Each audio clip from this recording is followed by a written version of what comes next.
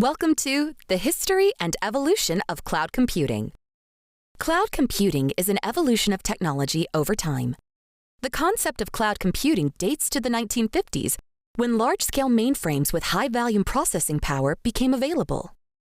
The practice of time-sharing, or resource pooling, evolved to make efficient use of the computing power of mainframes. Using dumb terminals, whose sole purpose was facilitating access to the mainframes, multiple users could access the same data storage layer and CPU power from any terminal.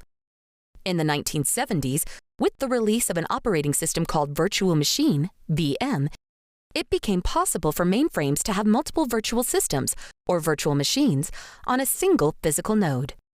The virtual machine operating system evolved from the 1950s application of shared access of a mainframe by allowing multiple distinct computing environments to exist on the same physical hardware.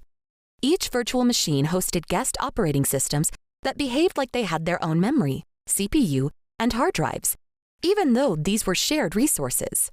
Virtualization thus became a technological driver and a massive catalyst for some of the most significant evolutions in communications and computing.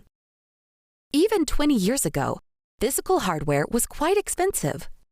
With the internet becoming more accessible and the need to make hardware costs more viable, servers were virtualized into shared hosting environments, virtual private servers, and virtual dedicated servers, using the same functionality the virtual machine operating system provided.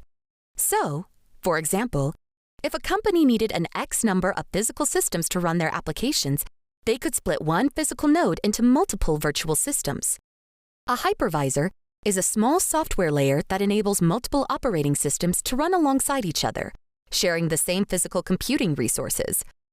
A hypervisor also separates the virtual machines logically, assigning each slice of the underlying computing power, memory, and storage, preventing the virtual machines from interfering with each other. So, if, for example, one operating system suffers a crash or a security compromise, the others can keep working. As technologies and hypervisors improved and could share and deliver resources reliably, some companies decided to make the cloud's benefits accessible to users. These users did not have an abundance of physical servers to create their cloud computing infrastructure.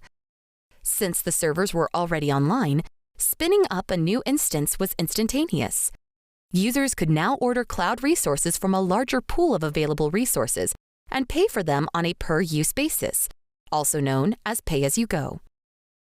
This pay-as-you-go, or utility computing model, became one of the key drivers behind cloud computing's launching. The pay-per-use model allowed companies and even individual developers to pay for the computing resources as and when they use them, just like units of electricity. This allowed them to switch to a more cash flow-friendly OpEx model from a CapEx model. This model appealed to all sizes of companies, those who had little or no hardware, and even those that had lots of hardware, because now, instead of making substantial capital expenditures in hardware, they could pay for compute resources as and when needed. It also allowed them to scale their workloads during usage peaks and scale down when usage subsided. And this gave rise to modern-day cloud computing.